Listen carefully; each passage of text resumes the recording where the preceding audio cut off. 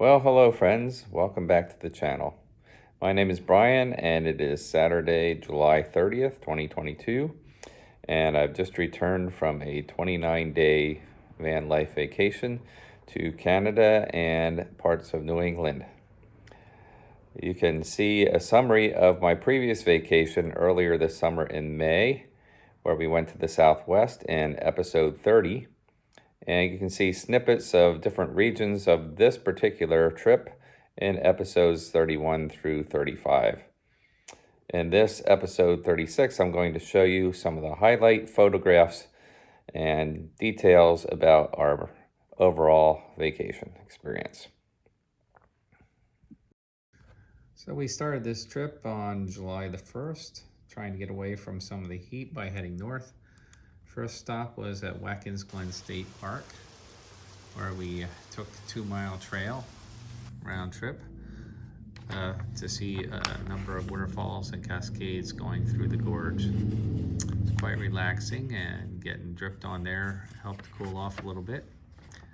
Then in the evening we went to the J.R. Dill Winery in Burkett and had a little bit of tasting there before camping in the Finger Lakes National Forest free boondocking site.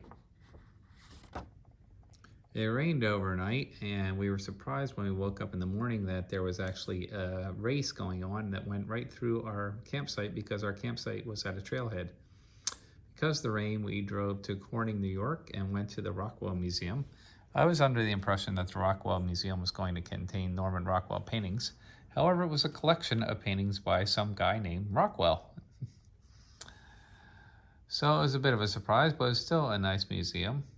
They also had a tree there where they're grafting different kinds of fruit, and a whole bunch of different fruit are on the same tree. Then we went to Keuka Lake, one of the Finger Lakes, and Jessica went swimming. Part of her vacation plans were to train for bike and swim for a triathlon that she's doing in Atlantic City later in the year. And we also went to Lake Canandaigua. And we had some crepes. This is my banana crepe dessert. On day 3, we crossed the Rainbow Bridge into Canada and went to Niagara Falls. We parked in the Skyline Tower parking lot, paid for 2 days so that we could camp there overnight. And then we walked along the edge of the Niagara Falls, overlooking Rainbow Bridge, the American Falls, and the Canadian Falls. Later in the afternoon, we took the elevator up the Skyline Tower and got these nice aerial views of the waterfalls. Really pretty from up there. Also had nice views of the city.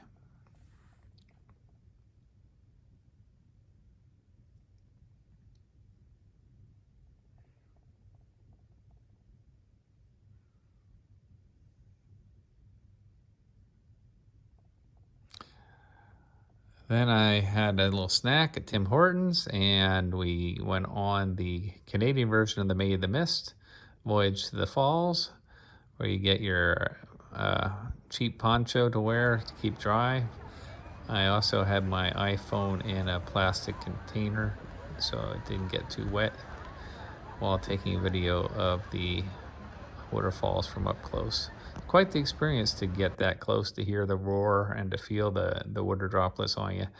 And it was also a good time of day. We had lots of rainbows because the sun was getting low in the sky there.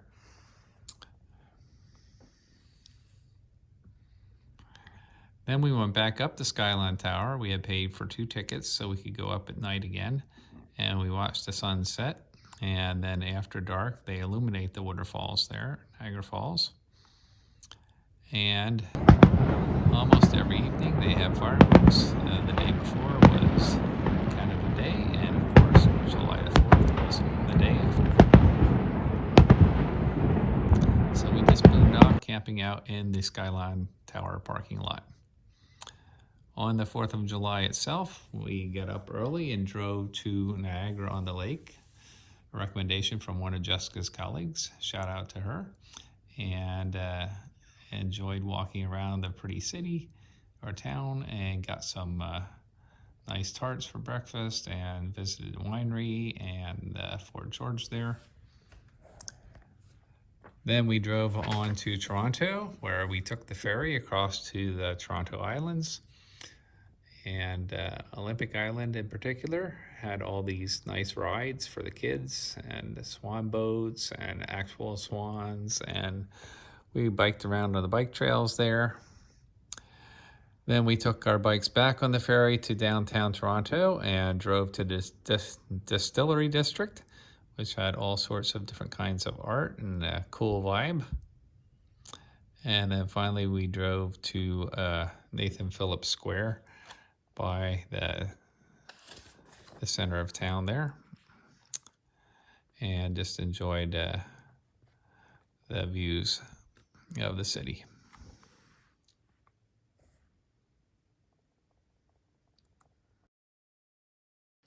After camping at the East Coburg campground and getting our first shower on the trip, we then drove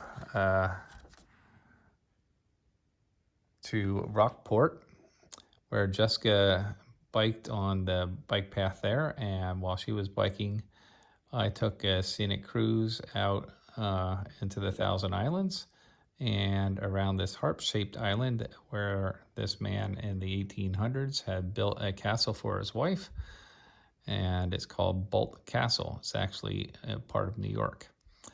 Most of the islands in the Thousand Islands area are actually inhabited and have these very elaborate, fancy, expensive homes on them.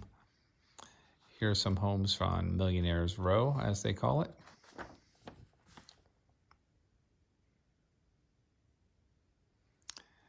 While it was overcast, I did avoid the rain on the cruise. It rained a little bit later on in the day. Got to see a lighthouse, and I was very excited to see a loon. Next day, after our Tim Hortons for breakfast, we went to Ottawa and Hogsback Falls and the Rideau Canal. Then we drove into Ottawa proper and parked our van, and walked up to Parliament Hill, the historic old capital of Canada here. This is the Confederation office building, and then in the center there's West Block, Center Block, and East Block of Parliament. These are under construction from 2019 to 2030. So we get a free tour of the House of Representatives, which was in a neighboring office building right now. Here's a conference room there. And there's also the room of remembrance, where they have a book that has the names of all the Canadian soldiers that have died. And every day they turn the page to a new page. Here's a panorama of Parliament Hill, a War of 1812 sculpture. This is the East Block wing. There's a Mackenzie King statue, the longest serving prime minister. And the Chateau Hotel, Fairmont. And this is the National War Memorial. They change the guards there every hour.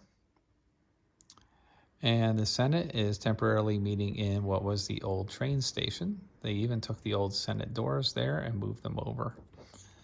And we got a free tour of the Senate chambers as well. You can tell that it still looks like the inside of an old train station. And the different yachts were coming up the 7 steps of the Rideau Canal there. And right next to the canal is Majors Hill Park. It has nice views back of Parliament Hill from there. And around behind Majors Hill Park is the Art Gallery. And also the Notre Dame Cathedral, which is incredibly beautiful inside.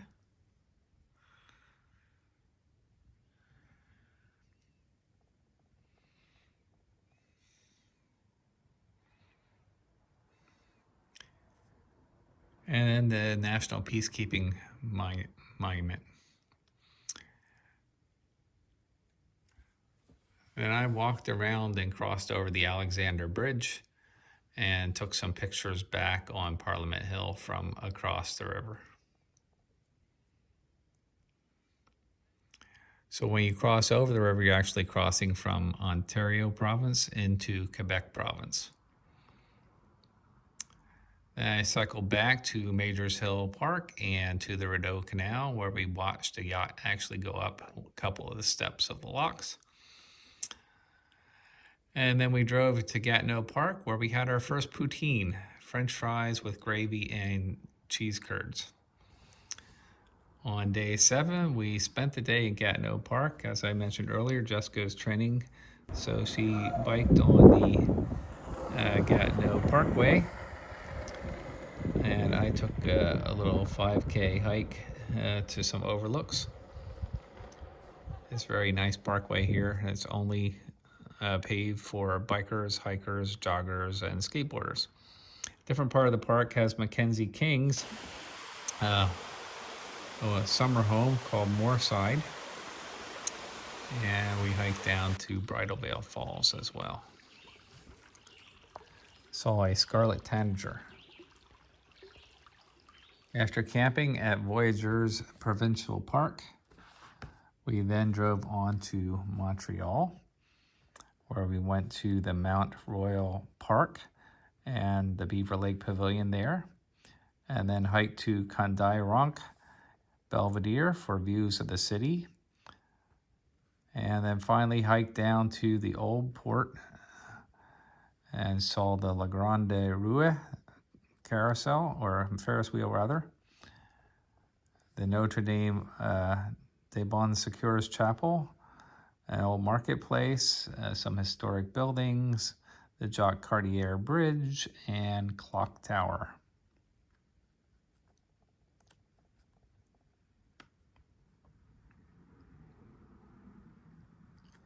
And we visited the Chateau Ramezay, a UNESCO World Heritage Site and currently a museum. Beautiful gardens behind it. And then we went to the main square in Montreal, the Maisonneuve Monument and Notre Dame Cathedral, and a seminary next door, and some interesting sculptures and statues.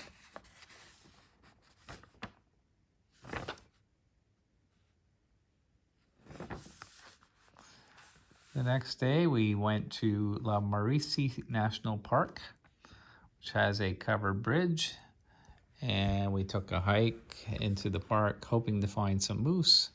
We didn't see any. There was nice cascades though to see, and canoes and little ponds. It was very scenic. Just a nice relaxing day in between cities, and Jessica did her swim in Lake Edward, and she also did some biking in the park. We had a nice tinfoil meal for dinner.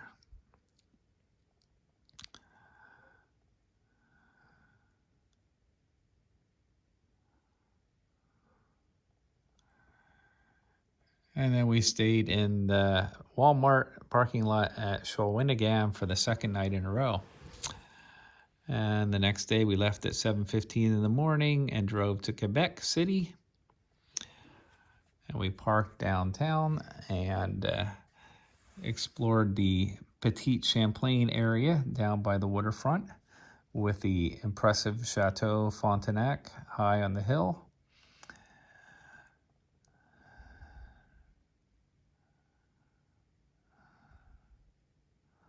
Because Quebec was never bombed or destroyed or attacked, all the old buildings are still intact. It's really nice. Then we went up to the Dufferin Terrace. Saw that statue of Champlain. You could take a funicular up, but we walked up instead. Here are some of the views from Dufferin Terrace.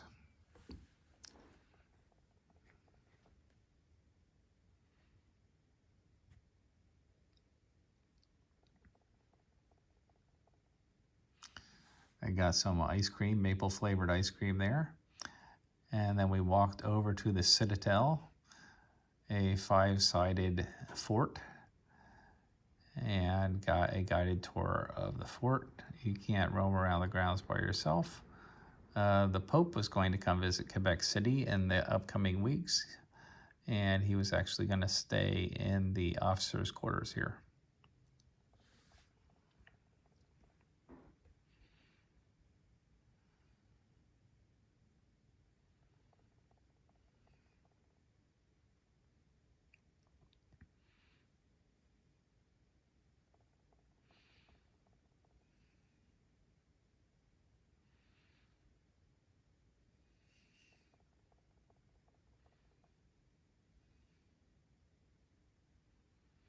As we were leaving our tour, it was time for the changing of the guard. So we got to experience that on our way out of the Citadel.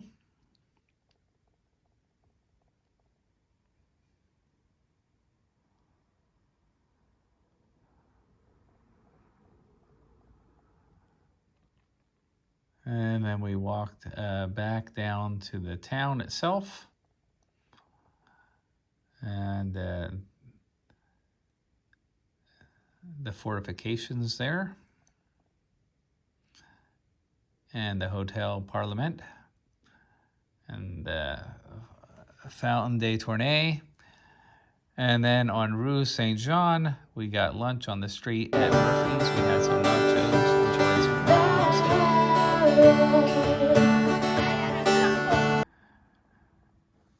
And then we saw Artillery Park. And climbed on the fortifications for some views back of the street where we had just dined.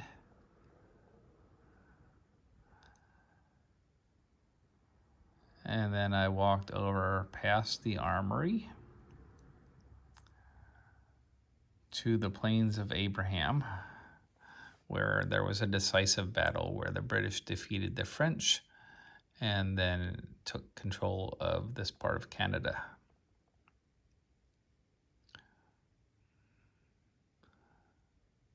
While we were in Quebec, there was a music festival going on.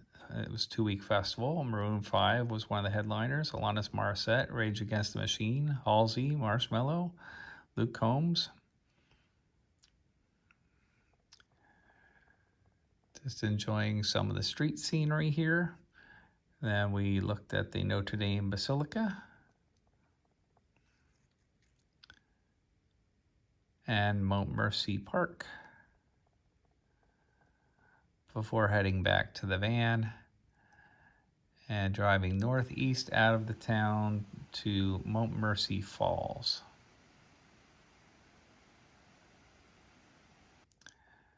After the falls, we crossed the St. Lawrence River and boondocked in a park and enjoyed this sunset. On July the 11th, we followed the navigator's route along the water, along the St. Lawrence River passageway. Went through all these really small towns as we're heading up the Gaspé Peninsula. And this is one of the views from another rest area, like the one we had boondocked in the previous night.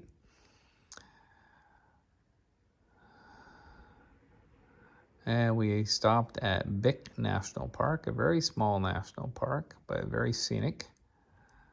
Had lunch down here in the water. There's a seal sunning himself on a rock.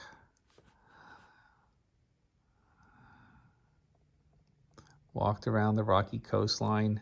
It's actually an extension of the Appalachian Mountains, which are the oldest mountain chain in the United States. It's a submarine museum, a lot of lighthouses along the route. And then we went to this place in Saint-Flavie called Le Grand Rassemblement, which has all these concrete human figurines that extend out into the water. And depending on what the tide is, you can walk out there amongst them. And a lighthouse in Martine.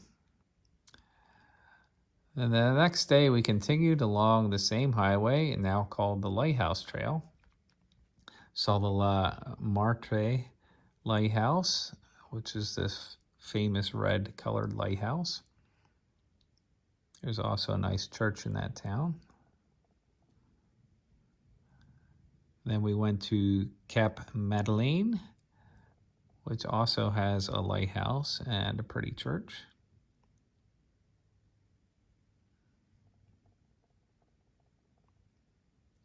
And just kept following the lighthouse trail along the Gaspé Peninsula.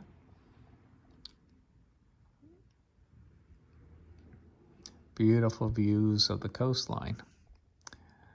And we finally wound up at Frilla National Park at the tip of the Gaspé Peninsula. Camped there overnight, woke up at 4:05 in the morning for sunrise, Atlantic Daylight Savings Time, so it was an hour ahead of Eastern Daylight Time. Beautiful views here at Cape Bonami.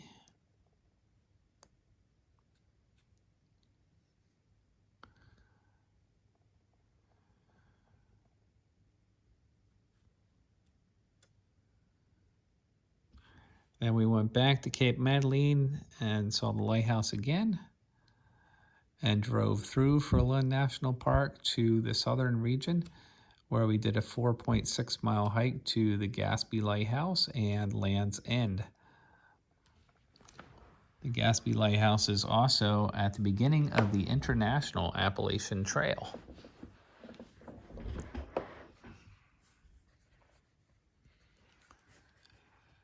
And these are some historic buildings as we're leaving the park. And we're now driving around the southern side of the Gaspé Peninsula to the town of Percé to see Percé Rock, a very famous rock that juts out into the ocean there. Has a little sea arch in it.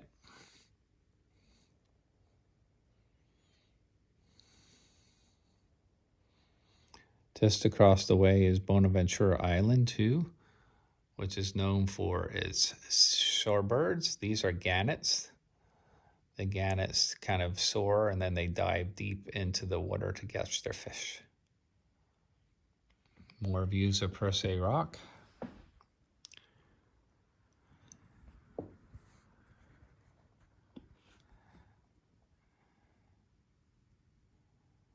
And the Cap d'Espoir Lighthouse. And then we just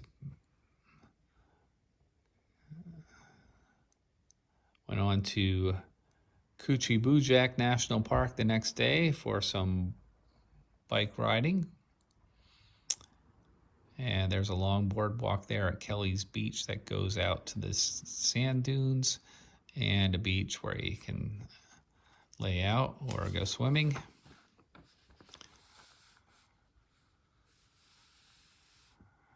And then we drove to Nova Scotia. Spent 3 days in Nova Scotia, starting at Grand Pre, which is where the French Acadians were deported by the British when they refused to swear allegiance to the crown. Then we drove to Annapolis Royale. Jessica did a bike trip while I went to the historic gardens there. It's like a mini Longwood Gardens. You can walk out on the dike.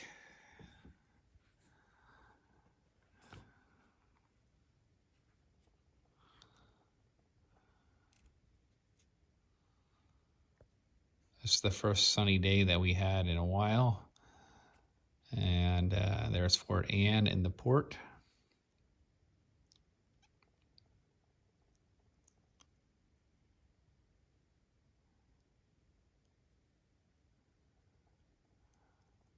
We drove across then to this peninsula called Digby Neck, and the town of Digby has a lighthouse there and a very active harbor. And then we spent most of our afternoon driving across Nova Scotia from west to east. We met some Germans here at this lighthouse, which told us about Crescent Beach, where we could drive the van on the beach, something I've always wanted to do. So that was kind of cool.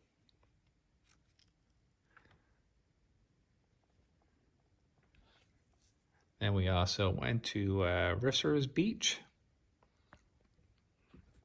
and enjoyed the rocky coastline in La Have, between La Have and Crescent Beach, actually. And La Heve has a small ferry then, which runs almost every hour and takes you across to the side of the bay where Lunenburg is. Lunenburg is a quintessential fishing village, has a fisherman's museum there and a fisherman's memorial. And then finally, we arrived at Peggy's Cove about an hour before sunset and enjoyed the sunset views there at Peggy's Cove. Peggy's Cove is completely free to get into. And after the sun went down, we just parked the van in the visitor center parking lot and had free boondocking overnight.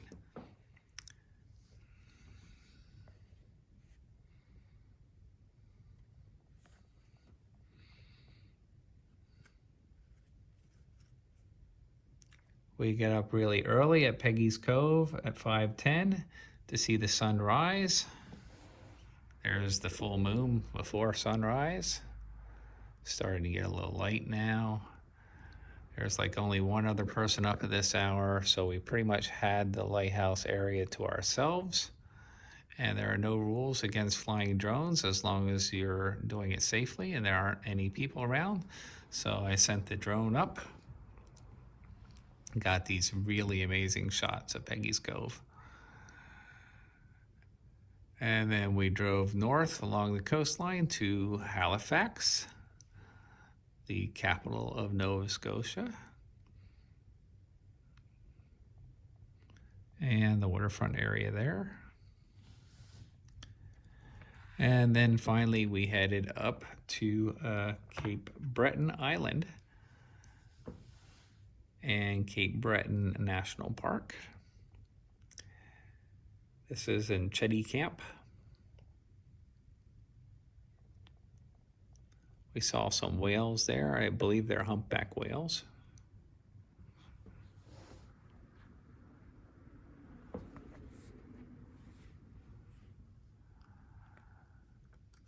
And then we drove the whole perimeter of Cape Breton Highlands National Park, just looking at the beautiful mountain views and the coastline.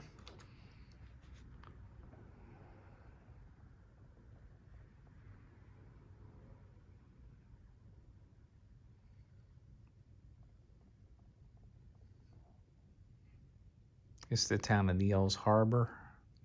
Some lobster traps. Blackbrook Beach. Green Cove. And then the town of Ingonish, which is pretty much the entry point. And we boondocked here along the Cabot Trail on the Cabot Strait. This was one of our nicer boondocking sites. We woke up and enjoyed a beautiful sunrise there. It's the sun coming up over the Cabot Strait right from our campsite. We are only sharing this campsite with one other couple. Then we drove to Sydney. Sydney is a cruise port, a cruise ship port. So they built this world's biggest violin there because the area is known for its fiddling. And then we drove down to Truro at high tide in order to witness the Truro tidal bore. This is when in the Bay of Fundy, we have the largest tidal changes. And at high tide, the water rushes upstream here. This is the Salmon River, which is a very shallow river. And so the tide actually pushes the water kind of upstream. It's called a tidal bore. Then we drove across the 8-mile Confederation Bridge to Prince Edward Island and the Sea Cow Lighthouse. And this was our favorite boondocking site right there at the base of the Sea Cow Lighthouse. There are about 6 other vans or campers there as well. So it was a well-known boondocking site, but really beautiful views of the sunset.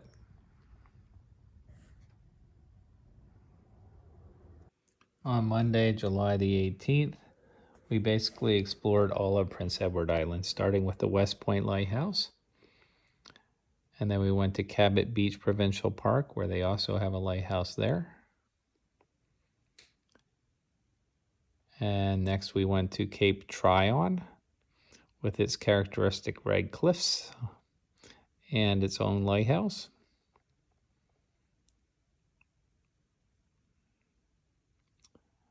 And French River Bay. This is Lucy Maud Montgomery's birthplace. She was the author of Anne of Green Gables. So we toured the Anne of Green Gables house there, the gardens and barn, walked in the Haunted Wood and Lover's Lane, enjoyed the impersonators. Then we drove on to Prince Edward Island National Park, where there are beaches with, again, the characteristic red cliffs. And at a place called Mackenzie's Brook, there's a sea arch, and if it's low tide, which it was when we were there, you can walk down and crawl out into the arch and have your photo taken there. This is the lighthouse at North Rustico, Baywatch Lighthouse, Cove Head Lighthouse, and Wood Islands Lighthouse. And then we camped in the campground at Northumberland Provincial Park. It rained overnight, and the next morning we went to Hopewell Rocks in the Bay of Fundy. Again, if you arrive here at low tide, because the large dramatic shift in the tides of up to 50 feet in the Bay of Fundy, you can actually walk on the ocean floor at low tide, and you can see these flower pot rocks. It's very muddy down there, and there were lots of people down there, so it's hard to get photos without people in them, but I try my best.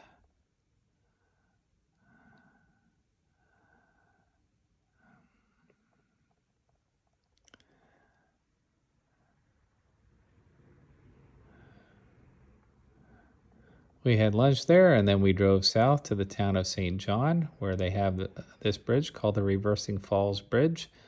And at high tide, which we're at exactly 5:33 p.m., the water rushes up the St. John River in the opposite direction, creating a cascade. Then we crossed the U.S. border and went to Acadia National Park, stopping first at Jordan Pond. Acadia is one of my favorite national parks. I could go to Maine every year. So at 11 o'clock, we sat at the Jordan Pond House and got the famous popovers for lunch, and then had our traditional photo taken outside Jordan Pond House. Then we got the bikes out and we went on the carriage trails there. And I quickly discovered that I'm not much of a biker anymore. So Jessica did her bike training while I walked the 2-mile perimeter around Jordan Pond Lake.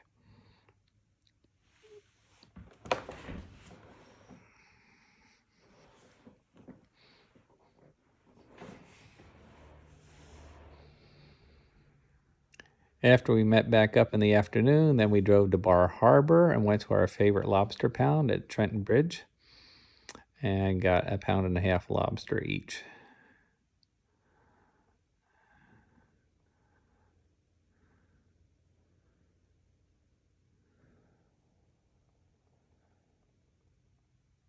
And we drove back into Acadia National Park past Echo Lake and through Bass Harbor with the intent of seeing the Bass Harbor Lighthouse at sunset.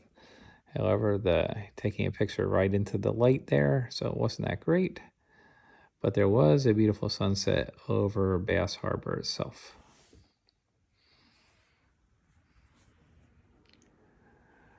The next morning we get up and we drove into Acadia early in the morning to do the Beehive Trail. It's a very popular trail, kind of dangerous along the cliffs and drop-offs and stuff, but we took the easy way up, and there was actually a wedding going on up there. Then we drove south in Maine to Camden and went swimming in Lake Metunkagug. I can't even pronounce it. And then farther south to Portland Head Lighthouse, which we got to just before sunset for some beautiful views.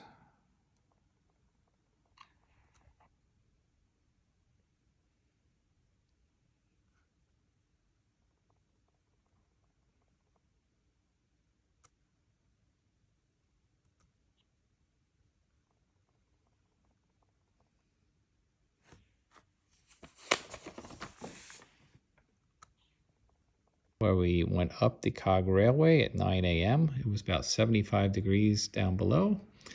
And as we went up in elevation to the highest mountain in the northeast, we went up through the clouds, and once we reached the summit, it was about 45 degrees with strong winds and absolutely zero visibility. However, the experience of riding the Cog Railway, the oldest cog railway to go up a mountain in the world, I think it was built in 1884 originally. The experience was worth the ticket price. So they do have a steam engine as well. We were in a diesel engine, however, it's fun to watch the steam engine. And halfway up the mountain, they have a water tower where they can refill the water for the steam engine. On the way down, once we were below cloud level, we had some nice views again. And there's the steam engine down at the bottom. Then we drove the Kankamagus Highway from east to west. This is a covered bridge in New Hampshire. This is the Albany covered bridge along the Kankamagus Highway. And this is Lower Falls and Rocky Gorge. Sugar Hill Overlook.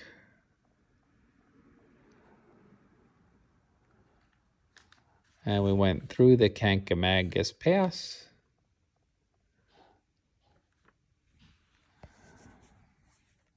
And then boondocked in Walmart in Littleton.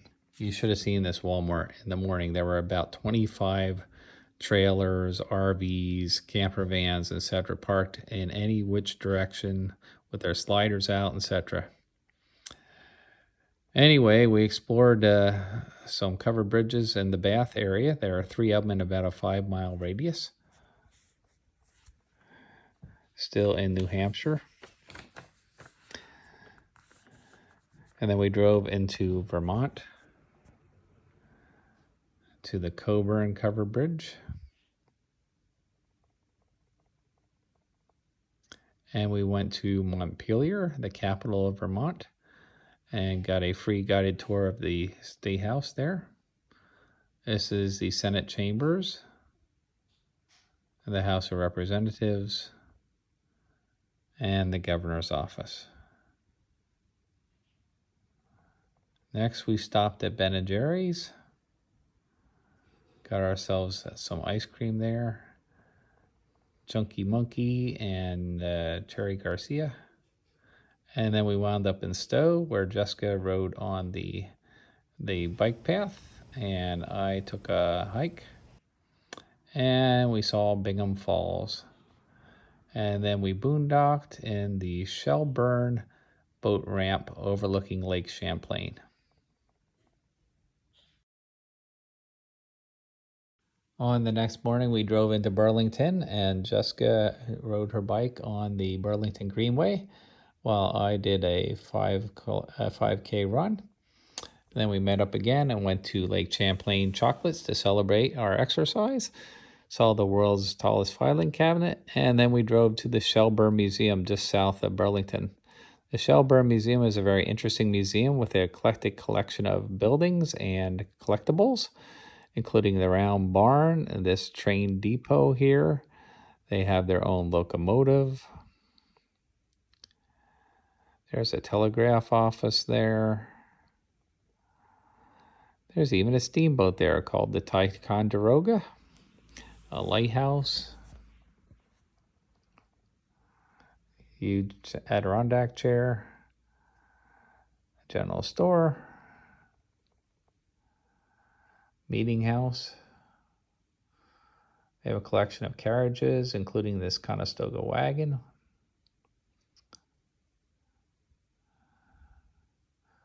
There's a print shop. There's a blacksmith shop. They even have their own covered bridge there. And a one-room schoolhouse. and a wonderful art collection. There's an Andrew Wyeth painting, a Claude Monet, a Charles Russell sculpture, and Edgar Degas painting. And then we camped at the DAR State Park in Vermont and enjoyed a little bit of wading in Lake Champlain and this absolutely beautiful sunset. Next day we get up and went to Chimney Point State Park on the Vermont-New York border. It was closed on a Monday morning. Crossed over the Lake Champlain Bridge, and we're disappointed that Crown Point State Park was also closed. However, the grounds were open and you could walk around the old fort ruins. Crown Point was critical in the Revolutionary War as well.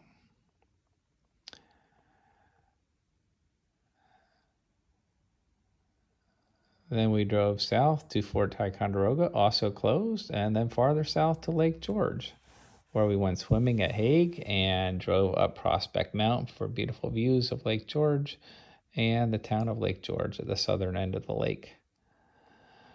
We had dinner right on the lake, and then at 7 o'clock, we took the sunset cruise on the Lake George Steamboat Company, Minnehaha.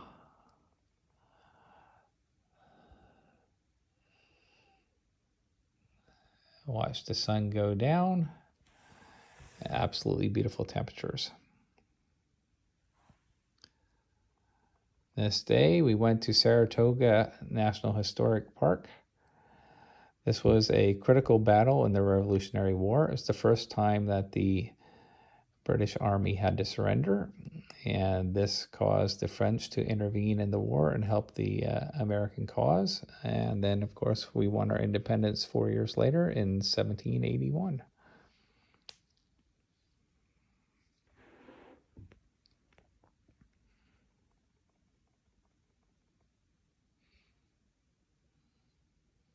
At the battle, Benedict Arnold was one of the heroes, but he was shot in the ankle, so they had this boot monument there for him.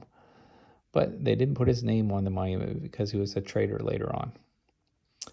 Next, we went to Saratoga Spa State Park, and Jessica biked on the trails there while I walked amongst the natural springs there. This is called Island Spouter, so underground there's a carbonated water that causes this to spout out. It's not a hot thing like geyser, it's cold water that comes out. And people go here for the healing mineral baths. Then we drove to Saugerties Lighthouse on the Hudson River and ended our day at the Vanderbilt Mansion overlooking the Hudson River Valley.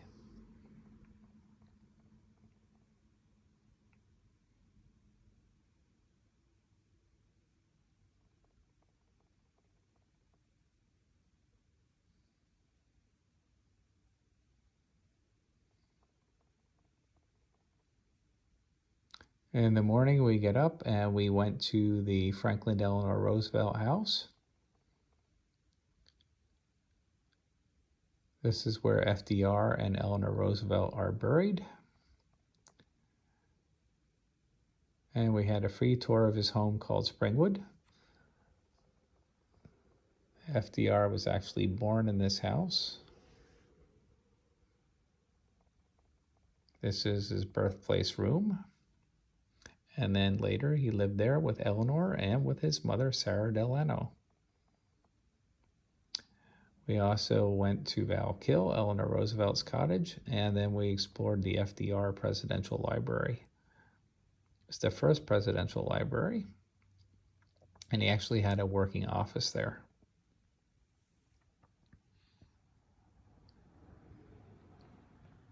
Then we drove south on the Hudson River to Vassar College, where I taught for about 4.5 years in the late 1990s. And just reminisced as we walked around the Shakespeare Gardens there.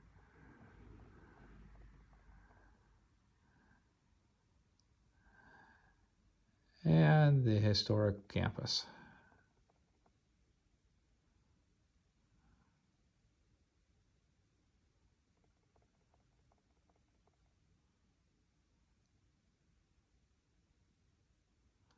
Finally, we drove on to Ridgefield, Connecticut to help our friend Chrissy move from her mom's house here in Ridgefield to a condo in South Salem. So the next day, basically, we just helped our friend move. And then on the 29th, we drove home. The total trip was 29 days, 5666 miles, and cost a total of $3,753, about 50% of which was transportation. I hope you enjoyed this slideshow on our vacation to Canada and parts of New England. If you haven't already subscribed, please consider subscribing to our channel. It'll really help us out a lot.